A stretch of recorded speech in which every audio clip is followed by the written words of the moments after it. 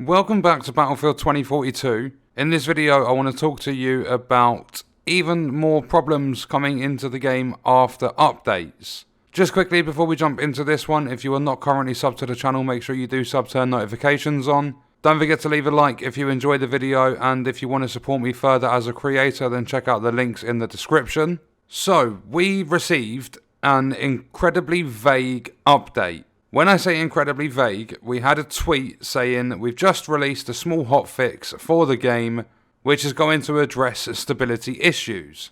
There was no other mention, we never got told exactly what got fixed, so I started asking questions and then they did start releasing more tweets, adding a bit of detail to it. But when I say adding a bit of detail, they basically just said renewal is back on the Xbox One and the PS4. So if you play on the older generation of consoles, renewal is back. I'm not sure how often you'll find it with their dreadful map rotation, but it is there, it exists once again. So the biggest problem in terms of stability for me was the 128 player breakthrough mode, and that is across the Xbox Series X, the PS5 and the PC, because no matter how often I tried playing it, it would crash within every, I'd say 2 to 10 minutes, and it was a hard crash, back to my Xbox dashboard, have to reboot the entire game.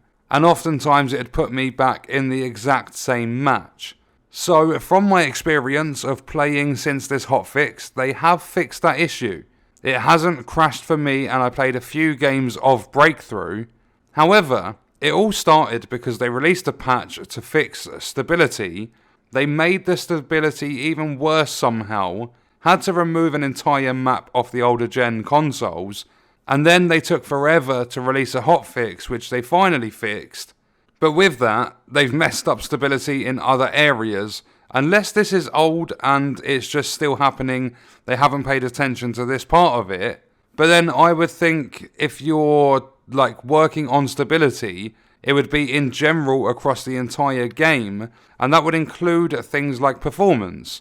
Because if your performance is really bad, that is a part of how stable your game is. So whilst I do appreciate them bringing renewal back for the old gen console players, and I appreciate breakthrough working, I still haven't tried Conquest, that did start crashing on me. So hopefully that one's fixed as well, because Portal is pretty much dead. It's so hard, even in the featured modes, it's so hard to find players. All Out Warfare is, in my opinion, where the rest of the player base is. So it's nice that they fixed breakthrough, I can finally enjoy that mode. However, as you'll see towards the end of the gameplay, the stability patch hasn't fixed a really bad case of performance issues. So in the footage you'll see that I'm playing on the Orbital map, and it's the only map that really has game-changing sort of effects, the environment actually has game-changing stuff. Tornadoes do not count. So on Orbital you have a massive rocket at a launch site, and it can launch,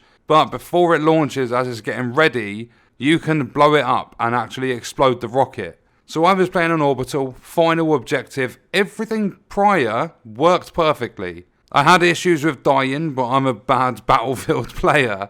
But in terms of performance, stability, all that sort of stuff, the game was working perfectly. And then we got to the final objective, the final push, and we exploded the rocket. But what happened once that rocket blew up? Well, let's just say the FPS, so the frame rate, the frames, whatever, they dropped to, I'd say right at the end of the match, dropped to about 5 FPS. And after the rocket exploded, up until that point, it was probably playing at about 10, 15, maybe 20 FPS at a push. I don't even think it was that much, because the lag, the stuttering, the jittering, jolting, whatever you want to call it, it was terrible. It was almost to the point where it was completely unplayable. Right at the end, I could barely move without my screen having a fucking seizure.